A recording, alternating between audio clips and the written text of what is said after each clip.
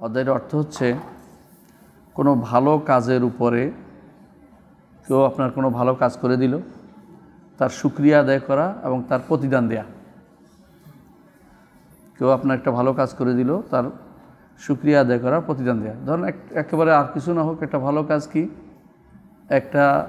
আপনাকে একটা সহযোগিতা করলো, যেমন এটা লাগাই দিল, যেমন আপনাকে একটা শব্দের অর্থ বলে দিল, সবই কিন্তু আপনার প্রতি তার একটা অনুগ্রহ আছে, মানে কিছু করছে। এটার বিনিময়ে আপনার কি কাজ? শুকরিয়া আদায় করবেন, শুকরিয়া কৃতজ্ঞতা প্রকাশ করবেন এবং এর চেষ্টা করবেন এটার অনুরূপ কিছু দিতে। সে আপনাকে ধরেন আপনার কাজ করে দিয়েছে, আপনাকে পয়সা দেওয়ার চেষ্টা করবেন, পয়সা না দিয়ে আরেকটা কাজ করে দিতে পারলে কাজ করে দিবেন আরেকদিন। সে আপনার একটা কাজ করছে, আপনি একদিন করে দেবেন। এটা রাসূলুল্লাহ সাল্লাল্লাহু আলাইহি ওয়াসাল্লামের হাদিস দ্বারা আসছে। কীরকম? এটা হলো অধ্যায় বিন্যাস। আমরা হাদিসটা পড়ি। আন আবি হুরায়রা রাদিয়াল্লাহু আনহু কল, আবু হুরায়রা রাদিয়াল্লাহু আনহু থেকে বর্ণিত, তিনি বলেন, কল রাসূলুল্লাহ সাল্লাল্লাহু আলাইহি ওয়াসাল্লাম, রাসূলুল্লাহ সাল্লাল্লাহু আলাইহি ওয়াসাল্লাম বলেছেন, মাল্লা ইয়াশকুরিন নাসা লা ইয়াশকুরিল্লাহ, যে কেউ মানুষের শুকরগুজার হয় না, সে আল্লাহরও শুকরগুজার হয় না। যে কেউ মানুষের কাছে কৃতজ্ঞ হয় না, সে আল্লাহর কাছেও কৃতজ্ঞ হয় না। এই হাদিসটার তিনটা অর্থ আছে। এক নম্বর অর্থ হচ্ছে যে যদি কেউ আপনার প্রতি কোনো কাজ করে, আপনি যদি কোনো তার প্রতি কৃতজ্ঞতা না হন, আল্লাহর প্রতি কৃতজ্ঞতা হলে আল্লাহ এটা গ্রহণ করে না।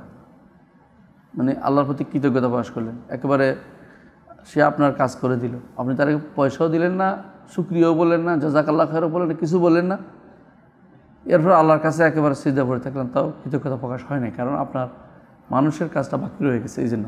এটা একটা অর্থ। দ্বিতীয়ত হচ্ছে সাধারণত যারা, দ্বিতীয় অর্থ হচ্ছে এটা হাদিসের অর্থ, সাধারণত যারা মানুষের শুকরিয়া করে না, তারা আল্লাহর শুকরিয়া ঠিকমতো আদায় করে না, এটা দ্বিতীয় অর্থ। আর তিন নম্বর অর্থ হচ্ছে এটা যে যদি কেউ মানুষ শুকরিয়া আদায় করে না, সে যেন এটা অর্থ যেন দিয়ে, সে যেন আল্লাহ শুকরিয়া আদায় করলো না, আল্লাহ শুকরিয়া আদায় করলো না। যতই শুকরিয়া আদায় করুক, আল্লাহ তাআলা তার থেকে সেটা গ্রহণ করবেন না। এটা হলো উদ্দেশ্য। তিনটা অর্থ হইতে পারে হাদিসটার। এই হাদিসটাতে বোঝা গেছে যে আমাদেরকে অবশ্যই মানুষের প্রতি কৃতজ্ঞ থাকতে হবে, কেউ আমার প্রতি যদি কোনো ভালো কিছু করে দেয়। আবু দাউদ হাদিসটি বর্ণনা করেছেন, তিরমিজি হাদিসটি বর্ণনা করেছেন, হাদিসটি সহিহ। আরেকটি হাদিস আমরা পড়ি, জাবের ইবনে আব্দুল্লাহ রাদিয়াল্লাহু বর্ণিত, তিনি বলেন, জাবের ইবনে আব্দুল্লাহ রাদিয়াল্লাহু আনহুমা, দুজনেই সাহাবী, তিনি বলেন, ক্বালা রাসূলুল্লাহ সাল্লাল্লাহু আলাইহি ওয়াসাল্লাম, রাসূলুল্লাহ সাল্লাল্লাহু আলাইহি ওয়াসাল্লাম বলেছেন, মান উতিয়া আতাআন ফাওয়াজাদা ফালইয়াজজি বিহি, কাউকে যদি কোনো কিছু দেয়া হয়, কাউকে কোনো কিছু দেয়া হলো, সে যদি এর বিনিময় পেয়ে যায়, টাকা পয়সা পাইছে, হাতের কাছে কিছু আছে, সেজন্য এটা দিয়ে এটার প্রতিদান দেয়। অথবা তার কাছে আছে, আপনি আমার একটা কাজ করে দিলাম, আমি আর টাকা আছে দিয়ে দিলাম, অথবা কোনো একটা কিছু দিয়ে দিলাম। ফাইলাম ইয়াজিদ, যদি কিছু না পায়, ফাল ইউসনিবি, তাহলে সে তার প্রশংসা করে, ভাই আপনি খুব ভালো মানুষ, মাশাআল্লাহ, আরেকজনের কাছে প্রশংসা করে দিলেন, নিজের কাছে প্রশংসা করে দিলেন যে আল্লাহ আপনার ভালো, এটা দোয়া পরে আগে প্রশংসা করলেন তার, যে এত বড় কাজ কি করে দিবে, আপনি এটা করে দিয়েছেন, প্রশংসা করে দেন। অনেক সময় ধরুন বিদেশ থেকে আসতে আপনার লাগেজ বেশি হয়ে গেছে, একজন আনছে, বললেন যে ভাই খুব ভালো মানুষ, বললেন যে আপনি আমার ব্যাগেজটা এনে দিয়েছেন, এটাও তো একটা কাজ, এটা আপনার সহযোগিতা। ফামান আসনা বিহি ফাকাত শাকারা, কেউ যদি কোনো তার প্রশংসা করে তাহলে তার শুকরিয়া আদায় করলো। ওমান কাতামাহু ফাকাত কাফারা, কেউ যদি কোনো এটা প্রশংসা করলো না, গোপন করে রাখলো, তাহলে সে তার নেয়ামতের সাথে কুফরি করলো। এখানে কাফারা বলতে নেয়ামতের সাথে বোঝানো হয়েছে, নেয়ামতের সাথে কুফরি করলো। এই হাদিসটি আবু দাউদ বর্ণনা করেছেন, তিরমিজি বর্ণনা করেছেন, হাদিসটিও সহিহ, এই হাদিসটিও সহিহ। আরেকটি হাদিস উসামা ইবনে যায়েদ রাদিয়াল্লাহু আনহু বর্ণিত। উসামা ইবনে যায়েদ আপনারা জানেন রাসূলের সবচেয়ে প্রিয় মানুষ, দুজনেই, তারা উসামা রাসূলের প্রিয়, উসামার বাবা রাসূলের প্রিয়। কল রাসূলুল্লাহ সাল্লাল্লাহু আলাইহি ওয়াসাল্লাম, রাসূলুল্লাহ সাল্লাল্লাহু আলাইহি ওয়াসাল্লাম বলেছেন, মান সুনিয়া ইলাইহি মা'রুফুন ফাকাল লিফাইলিহি জাযাকাল্লাহু খাইরান ফাকাদ আবলাগা ফিস সানা, কারো কাছে কোনো ভালো কাজ করে দিলে সে যদি কোনো বলে তার বিপরীতে আল্লাহ আপনার উত্তম প্রতিদান দিন, তাহলে সে সবচেয়ে বেশি প্রশংসা করল, বেশি প্রশংসা করল। এর অর্থ হচ্ছে যে যতটুকু সম্ভব অতটুকু সে করতে পারছে, নিজের কাছে নাই যেহেতু এখন আল্লাহর কাছে দিয়ে দিছে। আমাদের দেশে অনেকেই কিছু করলে বলে জাযাকাল্লাহ, জাযাকাল্লাহ বললে কিন্তু হয় না। হাদিসের শব্দ কি? জাযাকাল্লাহ খায়রান। বুঝে আসছে কথাটা? হাদিস শব্দ স্পষ্ট উল্লেখ আছে, ফাকালে ফাইলি জাযাকাল্লাহ খায়রান, খায়রান বলতে হবে, খায়রান বলতে হবে, কারণ হাদিস শব্দ হয় না। আপনারা জানেন যে কোনো শব্দ আমি যদি সুবহান রাব্বিয়াল আলা না বলে সুবহান রাব্বির বলি তুই থেকে হবে না, আলা বলতে হবে। তো এই জন্য হাদিসের শব্দকে ফুল রাখতে হবে আমাকে। এই জন্য জাযাকাল্লাহ অনেকেই বলে, দেখবেন আমার দেশে বেশিরভাগই অনেক মাদ্রাসার হুজুররাই বেশিরভাগ বলে ভুলে, ওদেরকে বুঝাতে হবে না, আপনি জাযাকাল্লাহ খায়রান বলতে হবে। কেউ আমাকে এটা বললে আমি সাথে সাথে বলি, পয়সা খরচ করে ফোন দিয়ে হলেও বলি যে আপনি জাযাকাল্লাহ খায়রান বলেন। তাহলে শেখানো দরকার ভাইদেরকে, কারণ হচ্ছে এটা একটা সুন্নাহ। আপনি অর্ধেক বলবেন কেন? আপনি রাসূল যেভাবে বলছেন সেভাবে বলেন, তাহলে অন্তত আমি আপনার একটা প্রশ্ন উত্তর দিয়েছি, আমি আর তো কিছু করতে পারি না, আপনি অন্তত জাযাকাল্লাহ খায়রান বলেন। শুধু জাযাকাল্লাহ বললে হলো না, কথাটার জবাব হলো না। তো এটাকে অবশ্যই ফুল আপনাকে ফাকাত আবলাগা ফিসানা। হ্যাঁ, তো যদি আপনাকে এইটা যদি হয় যে আপনি দিতে পারেন প্রতিদান, তাহলে কিন্তু শুধু জাযাকাল্লাহ বললে এটা অন্যায় হবে। বুঝে আসছে? মানে ধরেন আমি ভালো কাজ করে দিতে পারি, কেউ আমাকে একটা ভালো কাজ করে দিল, আমি তার প্রতিদান দিতে পারি, পয়সা দিতে পারি বিনিময়ে, শুধু জাযাকাল্লাহ খাইতে চালাই দিলাম, এটা কিন্তু ঠিক হবে না। এটা হলো একটা মূর্খদের কাজ, এটা একটা ভালো কাজ হয় না। এটা দিয়ে কাউকে এটা হচ্ছে ঠকানোর কাজ, লোক ঠকানোর কাজ। এটা যেন না হয়, এটা যেন না। অনেকে এটা করে যে জাযাকাল্লাহ খায়, কিন্তু তা আছে না থাকলে রাসূলুল্লাহ সাল্লাল্লাহু আলাইহি ওয়াসাল্লাম এই জন্য কখনও কেউ তাকে দান করলে তিনি কাউন্টার দান করতেন, হাদিয়া দিতেন। কেউ হাদিয়া দিলে তিনি কাউন্টার হাদিয়া দিতেন, কিন্তু কাউন্টার হাদিয়া তিনি দিতেন, যে কোনোভাবে দিতেন, যা আছে তা দিতেন তার কাছে। কখনো শুধু জাযাকাল্লাহ মানে থাকতেন না, কারণ তিনি সবচেয়ে উচ্চ মর্যাদার অধিকারী মানুষ, এই জন্য উচ্চ মর্যাদার কাজটাই তিনি করতেন। এমনকি রাসূলুল্লাহ সাল্লাল্লাহু আলাইহি ওয়াসাল্লামকে কেউ কিছু দিলে ওরা বসেই থাকতো যে রাসূল আমার বেশি দিবে, এই আশায় তারা কম দিত। তো একবার তিনি বলেও ফেলেছেন যে লাকাদ হামামতু আল্লাহ আখুজাল হাদিয়াতা ইল্লা মিন কুরাশি, আমার ইচ্ছা হয় শুধু কুরাশি ছাড়া কারো থেকে হাদিয়া নিব না। কেন বলছে জানেন তো? কারণ কেউ হাদিয়া নিয়ে আসা অল্প, কিন্তু চায় যে রসুলের বিপরীতে এক উটের বোঝাই করে দিবে রসুলকে, ওনাকে। বেদুইনরা এটা করতো, তারপর রসুল দিতেন, যতক্ষণ খুশি নয় ততক্ষণ দিতেন। এমনকি তারা যায় বলতো যে ওনার কাছে যাও, অনেক কিছু পাইবে। মানে তখন জায়গা যা খুশি হইতো যে তার কাছে গেলে পাওয়া যাবে। রাসূল সাল্লাল্লাহু আলাইহি আদর্শ ছিল এটা, আলহামদুলিল্লাহ। তিনি যে উম্মতের জন্য আদর্শ, সারা মুসলিম মানুষের, সারা বিশ্বের সবার জন্য আদর্শ তিনি। তো এই জন্য দানের ক্ষেত্রে আপনার চেষ্টা থাকবে প্রথমে আগে তার প্রতিদান দেওয়ার, যে কোনো জিনিস আপনার করবে তার একটা প্রতিদান দিয়ে দেওয়ার। মানুষের মধ্যে বিভিন্ন প্রকৃতির আছে, কেউ আর্থিক প্রতিদান পছন্দ করে, কেউ আর্থিক প্রতিদান দিতে আবার রাগ হয় যে আমাকে এটা চাই না। তো তাকে আপনি অন্যভাবে পোষিয়ে দেবেন যেভাবে পারেন। সামাজিক মান মর্যাদা অনুসারে কাউকে অর্থ দিলে তো পোষাবে না। আপনি জানেন যে ব্যক্তি কোনো ভালো স্ট্যাটাস, তারা পয়সা দিলে কেউ আমার পয়সা দিয়ে কিনতে চাচ্ছ, আর উল্টো কথাবার্তা বলবে। এর চেয়ে আপনি তাকে বরং এরকম একটা পরিস্থিতি তাকে সহযোগিতা করেন, তবে তার কাউকে কিছু সহযোগিতা করে দেন, এটা একটা ভালো কাজ, এটা করতে পারেন। মূলত এটা শুকর করলে আল্লাহ তাআলা বাড়িয়ে দেন। আল্লাহ তাআলা কোরআনে কারীম বলছেন লা ইন শাকারতুম লা আযীদান্নাকুম, যদি তোমরা শুকর করো আল্লাহ তোমাদের বাড়িয়ে দিবেন। সূরা ইব্রাহিমের 7 নম্বর আয়াতে। আর সূরা আর রহমানে আসছে হাল জাযাউল ইহসান ইল্লাল ইহসান, ইহসানের বিপরীতে ইহসানই করতে হয়, ইহসানের বিপরীতে ইহসান করতে হয়। এই জন্য কোনো ব্যক্তি ইহসান করে এটা বলার সুযোগ নাই যে কী কাজ তুমি এটা করলে, কি উদ্দেশ্যখানা কী। আমাদের অনেক সময় আবার কেউ যদি বলে তোমার উদ্দেশ্যটা কী বলো তো, এটা নিকৃষ্ট মানসিকতার পরিচয়, এটা যেন না হয়। ইহসান করেছে আপনি একটা ইহসান করেন, আর কিছু না পারেন তাকে জাযাকাল্লাহ খায়ের শেষে বলবেন। এর আগ পর্যন্ত যতটুকু পারা যায় তার জন্য কোনো উপকার করতে পারেন কিনা দেখেন। একটা কিছু হাদিয়ে দেন, আপনার একটা হাদিয়ে দিয়েছে, আপনি একটা কাউন্টার হাদিয়ে দিতে চেষ্টা করেন, আপনি কিছু একটা করতে চেষ্টা করেন তার জন্য। এটা হচ্ছে একটা বড় মনের পরিচয়, বড় মনের পরিচয়। দেখুন রাসূলুল্লাহ সাল্লাল্লাহু আলাইহি ওয়াসাল্লাম আর কিছু হাদিস আছে, আমি কয়েকটা হাদিস উল্লেখ করতেছি এর ব্যাখ্যায়। রাসূলুল্লাহ সাল্লাল্লাহু আলাইহি ওয়াসাল্লাম বলেছেন মান ইসতাআযা বিল্লাহি ফারিদু, কেউ যদি কোনো তোমাদের কাছে আশ্রয় চায় যে আল্লাহর জন্য আমাকে আশ্রয় দেন, তাহলে তাকে আশ্রয় দাও। ওমান সাআলাকুম ফাআতু, যে কেউ আল্লাহর জন্য তোমার কাছে চায় আল্লাহর জন্য আমাকে দান করো, তাকে দান করো। ওমান ইস্তাজারা বিল্লাহি ফাআজিরু, কেউ তোমাকে বলো আমাকে বিপদে আছি, বিপদের আমাকে কোনো সাহায্যের হাত বাড়িয়ে দেন, তার জন্য হাত বাড়িয়ে দাও। ওমান আতা ইলাইকুম মারুফান ফাকাফিউ, কেউ যদি তোমার কাছে কোনো দান করে, কিছু দান করে, তাকে তার পরিবর্তে কিছু দাও। ফাইলাম তাজিদু, যদি না পাও ফাদউলাহু, বেশি করে দোয়া করো, আল্লাহ আল্লাহ তোমাকে বাড়িয়ে দিন, আল্লাহ তোমাকে বাড়িয়ে দিন, তোমাকে বাড়িয়ে দিন, অথবা আল্লাহ তোমাকে এটা করো এটা করো, অনেকগুলো বেশি করে দোয়া করো। হাত্তা তাআলামু আন কাদ কাফাতুমু, দোয়া এমনভাবে করবে তোমার মনে হচ্ছে যেন আলহামদুলিল্লাহ ওর দানের চেয়ে আমি দোয়া বেশি করছি, সমপরিমাণ দোয়া করছি বা তার চেয়ে বেশি করছি, এরকম দোয়া করতে হবে। আবু দাউদ নাসাই হাদিসটি বর্ণনা করেছেন। নোমান ইবনে বাশির রাদিয়াল্লাহু থেকে আরেকটি হাদিস আছে, তিনি বলেছেন মাল্লাম ইয়াশকুরুল কালিল লাম ইয়াশকুরুল কাসীর, কেউ যদি কোনো অল্পের শুকরিয়া আদায় না করে বেশি শুকরিয়া সে আদায় করতে সমর্থ হয় না। ও মাল্লাম ইয়াশকুরিন নাস লাম ইয়াশকুরিল্লাহ, কেউ আল্লাহ শুকরিয়া, বান্দা শুকরিয়া আদায় না করলে মানুষ শুকরিয়া আদায় করে না।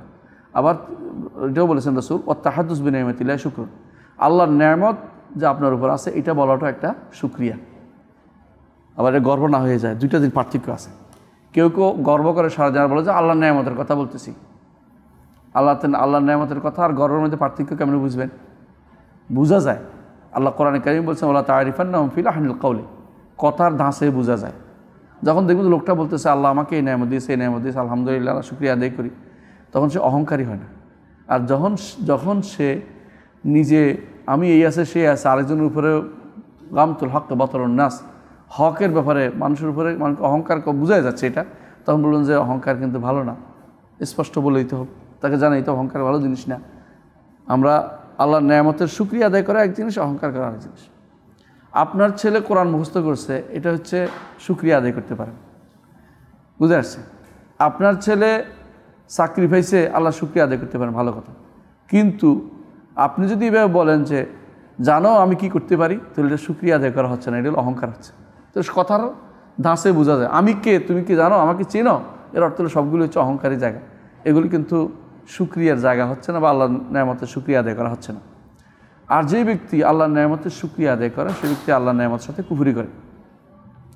রাসূলুল্লাহ সাল্লাল্লাহু আলাইহি ওয়াসাল্লাম আরও বলেছেন আল জামাআতুর রাহমা, একসাথে থাকাটা রহমত, আর ভিন্নতা থাকা হচ্ছে আযাবের অন্তর্ভুক্ত। আশআস ইবনে কায়েস থেকে আরেক হাদিসে আসছে আন আশকারান নাস লিল্লাহি আযজা ওয়া জাল আশকারুহুম লিন-নাস, মানুষের মধ্যে ওই ব্যক্তি বেশি শুকরগুজার, যে ব্যক্তি আল্লাহর জন্য বেশি শুকরগুজার। মানুষের মধ্যে যে শুকরগুজার বেশি, সে আল্লাহর জন্য বেশি শুকরগুজার হবে, বিবেচিত হবে। আপনারা যে কোনো কাজের জন্য শুকরিয়া আদায় করবেন, এমনকি তাকে পয়সা দেওয়ার পরেও শুকরিয়া আদায় করেন, আলহামদুলিল্লাহ লোকটা মন থেকে কাজটা করে দিয়েছে, এই জন্য তার জন্য শুকরিয়া আদায় করেন। আনাস রাদিয়াল্লাহু আনহু বর্ণিত যে মুহাজিররা একবার বলছিল যে আনসাররা তো ইয়া রাসূলুল্লাহ, আনসাররা তো সব নিয়ে গেল। কেন বলছে জানেন তো? কারণ আনসাররা তাদের বাড়ি দিছে, ঘর দিছে, এমনকি কেউ কেউ বলছে আমার সম্পদের অর্ধেক দিয়ে দেই, কেউ বলছে যে আমার ব্যবসার অর্ধেক দিয়ে দেই, কেউ বলছে এমনকি কেউ বলছে আমার 2টা বউ আছে, একটা দিয়ে দিতে রাজি হয়েছে, এরকম অবস্থা। তো মুহাজিররা বলে ইয়া রাসূলুল্লাহ সব তো তারাই নিয়ে গেল, আমরা কী করব? রাসূলুল্লাহ সাল্লাল্লাহু আলাইহি ওয়াসাল্লাম বললেন যে না, মা দাআউতুমুল্লাহ লাহুম ওয়া আসনাইতুম আলাইহিম, যতক্ষণ তোমরা তাদের জন্য আল্লাহর কাছে দোয়া করবা, তাদের প্রশংসা করবা, ততক্ষণ পর্যন্ত তারা সব নিতে পারবে না, তোমরাও শরীক হয়ে যাবে, তোমরাও শরীক পাবে। মানে তারাও সওয়াব পাচ্ছে, তোমরাও প্রশংসা করার কারণে এবং শুকরিয়া আদায় কারণে তাদের সওয়াবের অধিকারী তোমরা হতে পারবা। এই জন্য রাসূলুল্লাহ সাল্লাল্লাহু আলাইহি ওয়াসাল্লাম আদর্শ ছিল, কেউ যদি তার কাছে কিছু আনতো তিনি দিতেন। আমরা একটু আগেও বলেছি, আয়েশা রাদিয়াল্লাহু আনহা বলেন রাসূলুল্লাহ সাল্লাল্লাহু আলাইহি ওয়াসাল্লাম হাদিয়া দিতেন, হাদিয়া নিয়ে তাদের জন্য দোয়া করতেন।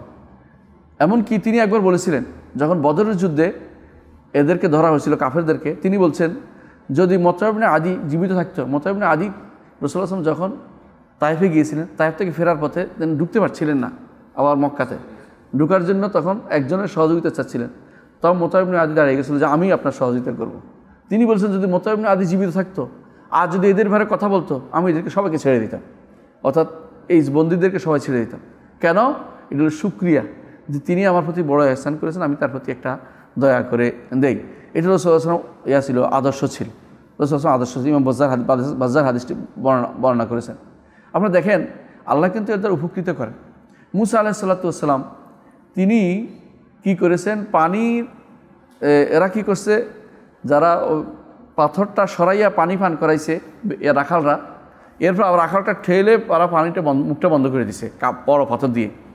মুসা আলাইহিস সালাতু ওয়াস সালাম এসে কী করলেন, সেটাকে সরিয়ে মেয়েদেরকে পানি পান করার দিলেন, তাদের প্রাণীদেরকে, তাদের ইয়াদেরকে, এই ছাগলগুলোকে।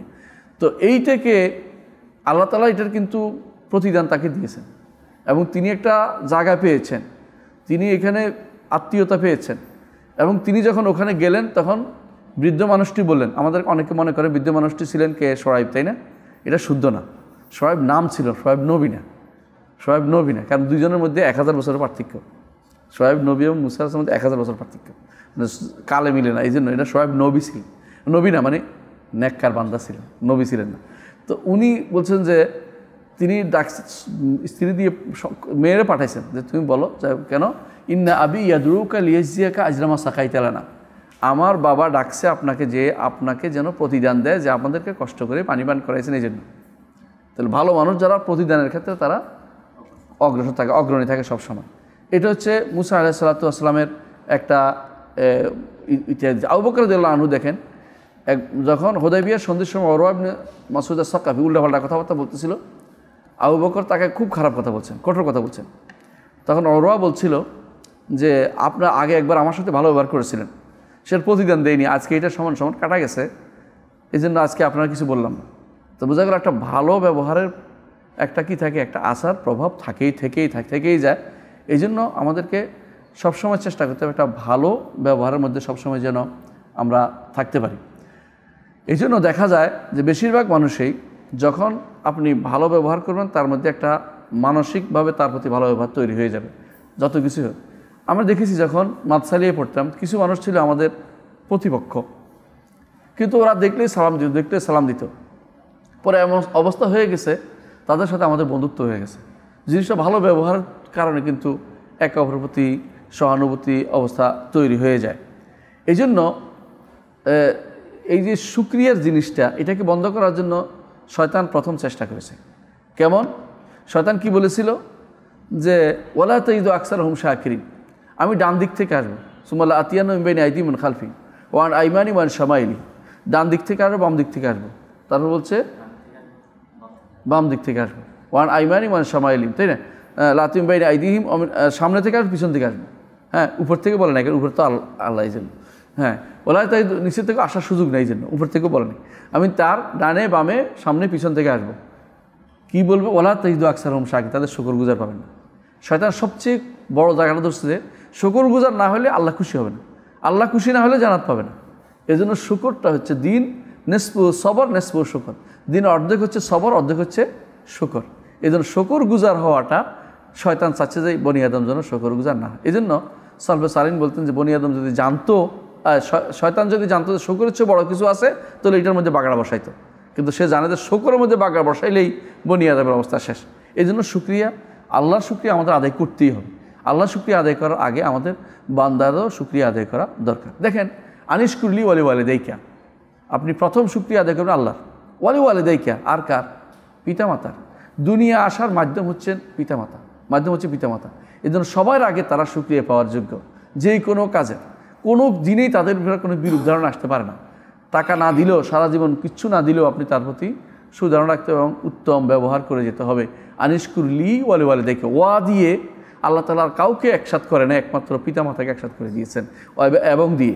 অন্যখানে সবকে বলছে সুম্মা দিয়ে বলতে, তারপর বলতে, কিন্তু পিতামাতাকে ওয়া দিয়ে এবং দিয়ে আল্লাহ তাআলা একসাথ করে দিয়েছে। এর অর্থ হচ্ছে এখানে আপনার শুকরিয়ার সর্বোচ্চ জায়গা হচ্ছে আল্লাহর পরে পিতামাতা, তারপরে আপনার প্রতি কেউ যদি এহসান করে তার এহসান শুকরিয়া আপনি আদায় করবেন। এই জন্য জুনুন মিসরি রহমতুল্লাহ আলাইহি বলেন যে শুকরিয়া আদায় করবেন, শুকরিয়া শব্দটি আপনার সবসময় যেন থাকে যে আপনার উপরে, আপনার থেকে বেশি উপরে। আর যে ব্যক্তি আপনার সমপর্যায়ে আছে তার প্রতি দেওয়ার চেষ্টা করবেন, কিছু একটা দেওয়ার চেষ্টা করবেন। যেমন আমি যদি কোনো এখন আমাদের কথার কথা ভাইস চ্যান্সেলরকে 10 টাকা দিই, এটা পোষাইল না, কিন্তু আমি যদি কোনো তিনি একটা ভালো কাজ করে দিলে আমি শুকরিয়া আদায় করতে পারবো, এটাই হলো নিয়ম তার। কিন্তু আমি আপনাকে এটা দিতে পারবো সমানে সমান, যে আপনি কাজ করছেন, কাজ টাকা দিতে পারবো, পার্থক্যটা এখানে। আর যদি নিচু হয় তাহলে তার প্রতি অতিরিক্ত বেশি দিতে পারবেন, যে সে তো আমার একটা কাজ আমি 10টা কাজ করে দেবো। তাহলে উনি জুনুন মিসরি রহমতুল্লাহ বলতেছেন যে 3 ধরনের কাজ আমাদের শুকরিয়ার মধ্যে হতে পারে।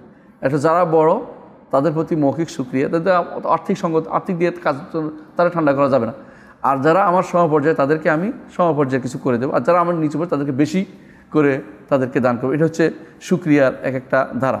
তো আমি আমার বক্তব্য লম্বা করবো না, আমি শুধু আজকের শুকরিয়াগুলি, আজকের দার্স থেকে আমরা কী উপকৃত হয়েছি সেগুলি বলে শেষ করবো। 1 নম্বর উপকারিতা হচ্ছে এটা, যেটা আমরা পেয়েছি, সেটা হচ্ছে যে মানুষকে যদি কোনো তাদের দয়া করার কারণে আমি শুকরিয়া আদায় করি, তো এটা আল্লাহ তাআলার প্রতি শুকরিয়া আদায় করা অন্তর্ভুক্ত হবে, আল্লাহ শুকরিয়া আদায় করা এটা অন্তর্ভুক্ত হয়ে যাবে।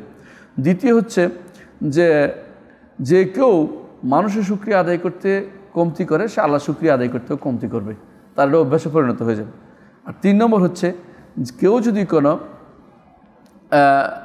কোনো কারো এহসানের বিপরীতে শুকরিয়া আদায় করে, আল্লাহ তাআলা তার প্রতি সন্তুষ্ট হবেন এবং এর মাধ্যমে মানুষের প্রতি ভালোবাসা, মিল, মহব্বত তৈরি হবে এবং মানুষের নেয়ামতকে আল্লাহ তাআলা হেফাজত করবেন। আপনি যদি নাশকর হন, ওয়ালা ইন কাফারতুম ইন্না আযাবি লাশাদীদ, যদি নাশকর হন আল্লাহর শাস্তি ভয়াবহ। আর যদি শুকরিয়া আদায় করেন, লা ইন শাকারতুম লা আযীদান্নাকুম, আল্লাহ অবশ্যই বাড়িয়ে দিবেন। আর 4 নম্বর যে উপকার আমরা পেয়েছি এটা হচ্ছে কেউ যদি কোনো পান আপনার কাছে যা থাকে তাহলে দেরি না করে তাৎক্ষণিকভাবে দেওয়ার চেষ্টা করবেন। এটা প্রমাণ আমরা পাই ইমাম শাফি রহমতুল্লাহ আলাইহি। ইমাম শাফি রহমতুল্লাহ আলাইহির একদিন একজনে তার রেকাব ধরেছেন। রেকাবই বুঝেন কিনা, যেটা ধরে উঠতে হয়, ঘোড়ায় উঠতে হয়, তখন এটা না ধরলে কিন্তু পড়ে যায় অবস্থা। এটা কেউ ধরে রাখলে একজন উঠতে সুবিধা হয়। তো তিনি সঙ্গে সঙ্গে বললেন যে রাবি তার ছাত্র, একে একটা দেড়হাম দাও, কারণ সে কষ্ট করে আমার জন্য আমার রেকাবি ধরেছিল, আমি ঘোড়ায় উঠতে পেরেছি, এই জন্য সঙ্গে সঙ্গে দেয়া তিনি নির্দেশনা দিয়েছেন। অর্থ হচ্ছে দেরি না করে সঙ্গে সঙ্গে দেয়াটা আমাদের সালাফদের একটা নীতি ছিল। 5 নম্বর যে শিক্ষা আমরা পাই সেটা হচ্ছে যে যদি কোনো কারণ দিতে পারেন নাই তাহলে কী করবেন, তার প্রশংসা করবেন এবং তার জন্য আল্লাহর কাছে দোয়া করবেন। কি বলে? জাযাকাল্লাহু খায়রান, জাযাকাল্লাহ, কমপক্ষে একটুকু বলবেন জাযাকাল্লাহু খায়রান। খায়রান শব্দটা যেন আমাদের মধ্যে থাকে, এটা যেন বাদ না যায়। 6 নম্বর শিক্ষা হচ্ছে যেই ব্যক্তি শুকরিয়া আদায় করবে কোনো ভালো কাজে, প্রমাণ হবে যে লোকটার চরিত্র উন্নত চরিত্রের অধিকারী এবং তার মনটা বড় এবং তার বিবেকটা অত্যন্ত শানিত। 7 নম্বর শিক্ষা আমরা পাই এটা থেকে যে মানুষের যে নেয়ামত মূলত কার পক্ষ থেকে আসছে? আল্লাহর পক্ষ থেকে আসছে। তো একজন মানুষ যখন যথাযথভাবে মানুষের মাধ্যমে এটা পেয়েছে, এর অর্থ হলো এর শুকরিয়া আদায় করলে আল্লাহ শুকরিয়া আদায় হয় যেহেতু, তো আমি একজন মানুষ শুকরিয়া আদায় করতে কখনো কিপটামি করবো না। এটা বলবো না যে আল্লাহর জিনিস তুমি দিছ, তুমি এত শুকরিয়া চাও কেন, না, আমি তার শুকরিয়া আদায় করবো। সে চাইবে না প্রমাণ হচ্ছে সূরা দাহারের মধ্যে আছে, সূরা ইনসানের মধ্যে আল্লাহ তাআলা বলছেন যে ইন্নামা নুতঈমুকুম লিওয়াজহিল্লাহ লা নুরিদু মিনকুম জাযাআন ওয়ালা শুকুরা। ইমানদার খাওয়ানোর পরে, কাউকে দেওয়ার পরে কিছু শুকরিয়া আদায় চাইবে না, কিন্তু যেই ব্যক্তি পাইছে সে ব্যক্তি শুকরিয়া আদায় করবে, কারণ তার এটা সে বিবেক যে বড় বিবেকের অধিকারী এবং সে যে একজন যোগ্য ব্যক্তি সেটা অবশ্যই এর দ্বারা প্রমাণিত হবে এবং তার মনটা বড় বোঝা যাবে। এখানে একটা জিনিস আছে, সেটা হচ্ছে একটা হাদিস আছে, রাসূলুল্লাহ সাল্লাল্লাহু আলাইহি ওয়াসাল্লাম বলেছেন, এই হাদিসে তো আমরা পাইছি যে কেউ যদি শুকরিয়া আদায় করে শুকরিয়া মানে বিকল্প দিতে বলেছে, কিন্তু একটা হাদিস আছে, এই হাদিসটা আছে কেউ যদি তোমার সুপারিশ করার কারণে তাকে যদি হাদিয়া দেওয়া হয় তাহলে সে সুদ নিল, তাহলে এর সাথে মিল কীভাবে হবে? মিল হচ্ছে এই জন্য মিল হবে বুঝতে হবে, হাদিসটার অর্থ অনেক সময় ভুল বুঝতে পারেন আপনারা। কেউ যদি কাউকে কোনো একটা সুপারিশ করে দেয়, যেমন আমাদের ভাইরা কোনো একটা সুপারিশ করে, অনেক সময় তাদের তো কোর্টে আছে, তো সুপারিশ করে দিলে সেখানে যদি হাদিয়া দেওয়া হয় সে সুদ হবে। এটা কখন হবে? যখন এটা বুঝতে হবে, এটা ওই সময় যখন ওয়াজিব কাজের ব্যাপারে, অর্থাৎ তার এই সহযোগিতাটা ফরজ আইন ছিল, তাছাড়া কেউ করতে পারতো না, সে করেছে। সেখানে যদি কেউ টাকা দেয় তাহলে ওয়াজিবের কাজের জন্য তাকে, যেমন ইমামতি, আমি তার ইমামতি পড়তে পড়াইতে, নামাজ পড়াইতে আমি বাধ্য, এখন যে নামাজ পড়াইছি এই জন্য টাকা দিলে আমাকে, তাহলে সুদের কার্য পড়ছে। হ্যাঁ, আমি খরচ চলে না, এটা আলাদা দিবেন, কিন্তু নামাজের জন্য টাকা দিতে পারছিস না, এটা বড় আমার কর্তব্য কাজের মধ্যে অন্তর্ভুক্ত। একজন মানুষ সাহায্য চাচ্ছে, রাস্তায় পড়ে গেছে, উঠাতে চাচ্ছে, উঠানোর দায়িত্ব, উঠানোর জন্য আবার টাকা চাইয়া রয়েছেন, এটা যেন না হয়, মানে এটা যেন ওয়াজিব কাজের বিপরীতে না হয়, এটা বলা উদ্দেশ্য, যে সুপারিশের বিনিময়ে যেন টাকা হাদিয়া নেয়া না হয়। আরেকটা কারণ হতে পারে এটা যে কেউ আল্লাহর জন্য করছে, আপনি দেখেন এখন টাকা দিয়ে যেন কিনে ফেলার চিন্তা ভাবনা করেন না। যদি কোনো বলে যে না ভাই আমি আল্লাহর জন্য করে, দয়া করে আমাকে তুমি টাকাটুকু দিও না, তখন জোর করে টাকাটুকু দিয়ে তাকে আবার সুদের ভিতরে ফেলে দিবেন, তার মনটাকে নষ্টও করে দেবেন, তার নিয়তটাকে খালেস হইতে বাধা দিয়েন না। আরেকটা হতে পারে এটা শুধুমাত্র যে যদি সরকারি চাকরিজীবী হয়, সরকারি চাকরিজীবী যে কাজটা করেছে তার কর্তব্যের ভিতরে পড়ে, তার ফাইলে সিগনেচার করা কর্তব্যের ভিতরে পড়ে। এখন ফাইলে সিগনেচার কেন করছে? আপনি টাকা দিচ্ছেন, এটা সুদ, কোনো সন্দেহ নেই, এটা তার কর্তব্য, চাকরি, এটা তার দস্তখত করা।